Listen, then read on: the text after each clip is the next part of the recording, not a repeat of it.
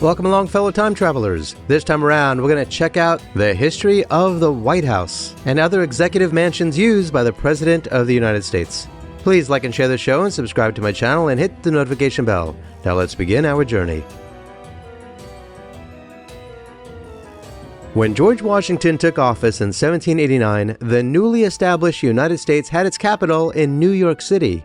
Washington's first home was the Franklin House at 3 Cherry Street.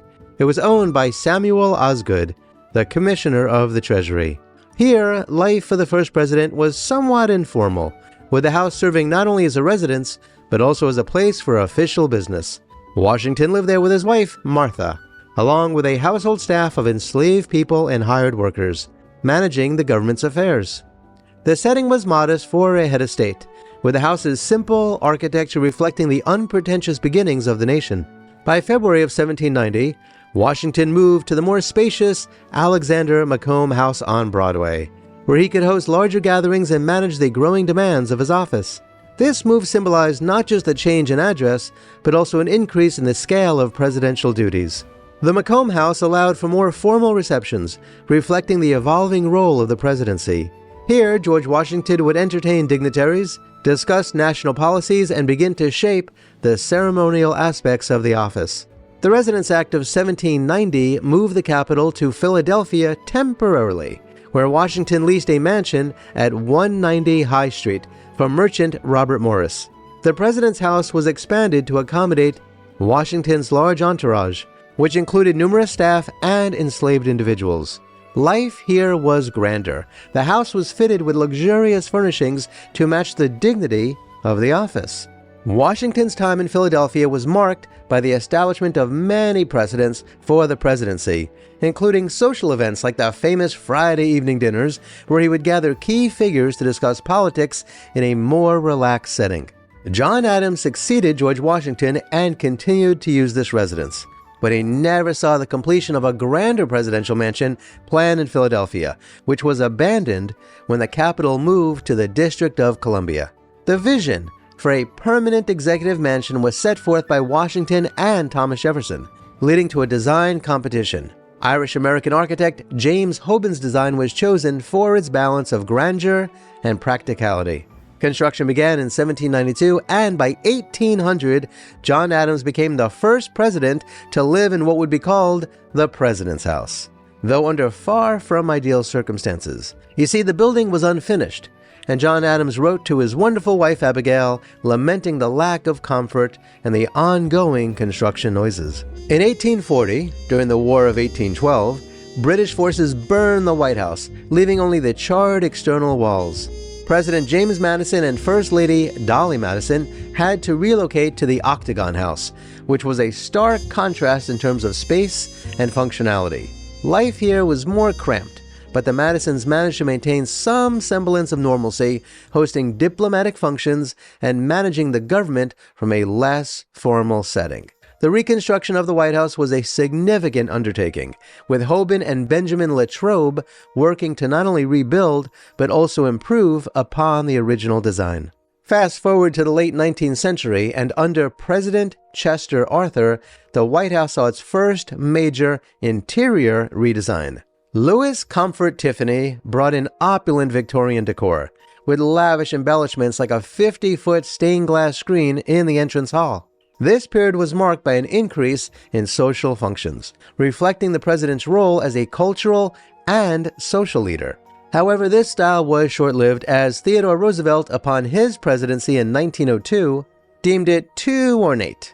And so he commissioned McKim, Mead & White to restore a more classical American look, removing Tiffany's contributions to create a space that reflected the nation's democratic ideals. The White House continued to evolve. William Howard Taft added to the first Oval Office in the West Wing in 1909, acknowledging the growing administrative needs of the presidency. Life here became more compartmentalized, with the West Wing dedicated to government operations, freeing up the main house for family and ceremonial use.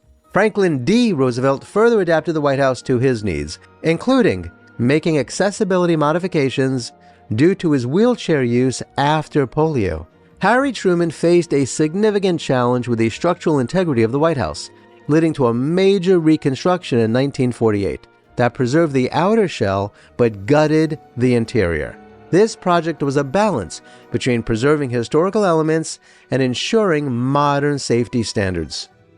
The reconstruction involved gutting the interior while leaving the exterior walls intact. The internal wooden frame was replaced with a steel structure to support the weight of new installations and to ensure stability. The project included updating the plumbing, electrical systems, and installing a new elevator. The renovation also allowed for the addition of a balcony off the first floor, known as the Truman Balcony. The reconstruction took over 4 years, with Truman moving into Blair House during this period, making it one of the most significant renovations in the White House's history. Well, at least, which we were told about. Now let's talk about Blair House. That is a historic building in Washington, D.C., located directly across Pennsylvania Avenue from the White House. It was originally built in 1824 by Dr. Joseph Lovell. It was named after its subsequent owner, Francis Preston Blair, a notable journalist and advisor to President Andrew Jackson. In 1942, the U.S. government purchased Blair House to serve as the President's Guest House, a place to accommodate foreign dignitaries and heads of state. The architecture is primarily federal style, with later additions in the 19th and 20th centuries. Today, Blair House comprises 4 connected townhouses, offering around 120 rooms, including 14 guest suites and over 50,000 square feet of living space. Blair House remains an essential part of the ceremonial and diplomatic functions of the United States government, symbolizing hospitality and the nation's commitment to international relations. Its proximity to the White House also makes it logistically convenient for high-level meetings and discussions. When John F. Kennedy and his wife Jacqueline Kennedy moved in, they focused on historical restoration. Jacqueline's efforts brought back the elegance of past decades, with each room reflecting historical periods, significantly raising the cultural profile of the White House through art, period furniture, and decor. Through the presidencies of Ronald Reagan, Bill Clinton, and up to Donald Trump's second term in office, the White House has seen minor updates while largely maintaining its historical essence. Each president leaves a personal mark, yet the building's core remains a testament to American architectural history. The White House has been a backdrop for critical moments like the Cuban Missile Crisis, the drafting of landmark legislation, and international diplomacy. For example, in September of 2020, President Donald J. Trump hosted the signing ceremony for the Abraham Accords, a series of normalization agreements between Israel and several Arab nations, including the UAE, Bahrain, and later Sudan and Morocco. Now, as you can imagine, many presidents of the United States have complained that living in the White House is kind of like being in a prison. So where can a president go that's close if he wants to just escape for a couple of days? Well, let's find out. Located 62 miles northwest of the White House, Camp David, located in Catoctin Mountain Park in Maryland, has a rich history as a presidential retreat. Initially established during the Great Depression as a camp for federal government employees, it was known as High Catoctin. President Franklin D. Roosevelt converted it into a presidential retreat in 1942, renaming it Shangri-La, which wasn't exactly the most creative name in the world, was it? In 1953, President Dwight D. Eisenhower renamed the retreat Camp David in honor of his grandson, David Eisenhower. Once again, not exactly the most creative name anyone's ever heard, but this name has stuck ever since. Perhaps one of the most significant events that happened there was when President Jimmy Carter hosted Egyptian President Anwar Sadat and Israeli Prime Minister Menachem Begin, leading to the peace treaty between Egypt and Israel. The site is known for its privacy and security, offering presidents a secluded environment away from Washington, D.C., yet close enough for quick returns if needed. It's used for relaxation, strategy sessions, hosting dignitaries, and sometimes as a place for critical decision-making away from public eyes. But to be honest with you, compared to other executive mansions where presidents have spent their time, it looks like kind of a dump. The President of the United States certainly deserves something a lot nicer than this. And so that brings us to another presidential retreat, this one further south. Located in Key West, Florida, the Harry S. Truman Little White House, not exactly the most creative name anyone's ever heard, is a historic site and museum that was originally built in 1890 as part of the U.S. Naval Station. It served as the Naval Station's command headquarters during the Spanish-American War, World War I, and World War II. In 1946, it became President Harry S. Truman's Winter White House, where he spent 175 days over 11 visits during his presidency. Truman used the house not just for relaxation, but also to conduct government business, including discussions on the Marshall Plan and the Truman Doctrine. Today, it is a museum that has been restored to its 1949 appearance. Visitors can take guided tours to see where Truman lived and worked, including original furnishings and memorabilia. It's open to the public year-round and offers a glimpse into 20th century American history and presidential life away from Washington. Which brings us to another presidential retreat. Mar-a-Lago, located in Palm Beach, Florida, was built in the 1920s by serial heiress Marjorie Merriweather Post. Upon her death in 1973, she bequeathed it to the United States government with the hope that it would serve as a winter White House for the President of the United States or as a place to host visiting dignitaries. The government accepted the property in 1972, but due to high maintenance costs, it was returned to the Post Foundation in 1981. And so in 1985, Donald Trump purchased Mar-a-Lago and converted it into a private club. During his presidency from 2017 to 2021, President Trump used Mar-a-Lago as his Winter White House, hosting numerous meetings with international leaders there, thus partially fulfilling host's original intention. After his term, President Trump made Mar-a-Lago his primary residence. The estate has continued to be a significant venue for political gatherings. Mar-a-Lago's history as a presidential retreat is marked by its opulence, the intentions of its original owner, and its eventual use by President Donald Trump, highlighting both its historical significance and its modern political role. Now, adding to the allure of the stories of hauntings, Lincoln is perhaps the most famous ghost rumored to haunt the White House. His apparition has been reportedly seen by several people, including his wife, Mary Todd Lincoln, who claimed to have spoken with him after his death.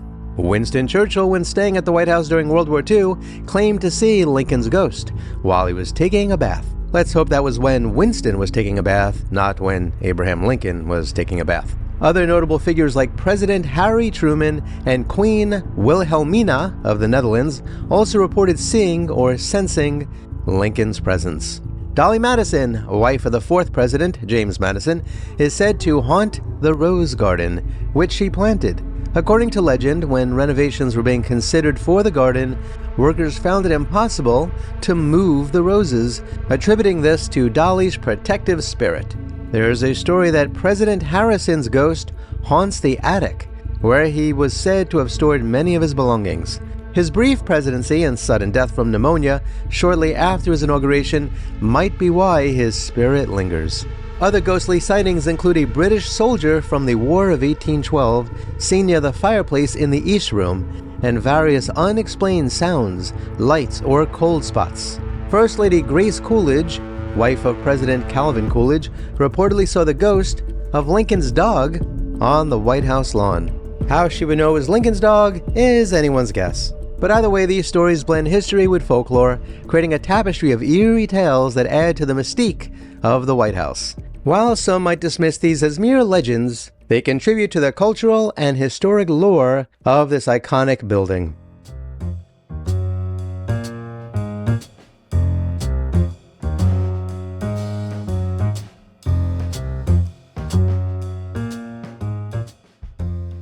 The White House's journey from a series of temporary residences to its iconic status today tells the story of America itself, ever evolving yet firmly rooted in its history.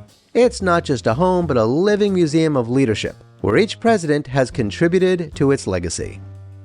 So, what do you think of the story of the White House? If you were president of the United States, would you live in a place like that? You know I would. Kindly remember to like, share, and subscribe, and hit the notification bell because there will be more videos like this one, and I hope you check those out too. Please check out the links below to support my research and productions. This channel is sponsored by CampfireShop.com, where you can buy candles, herbal supplements, teas, and more. Kindly become a member of this channel and join me on Patreon for exclusive videos and photos. You could also leave a super thanks below. Kindly be kind to all of our fellow Earthlings and please do not harm them. And do yourself a favor and go to a local shelter and adopt a cat or a dog or both. You and they will be very glad that you did. Until next time, I wish you safe travels on all your journeys.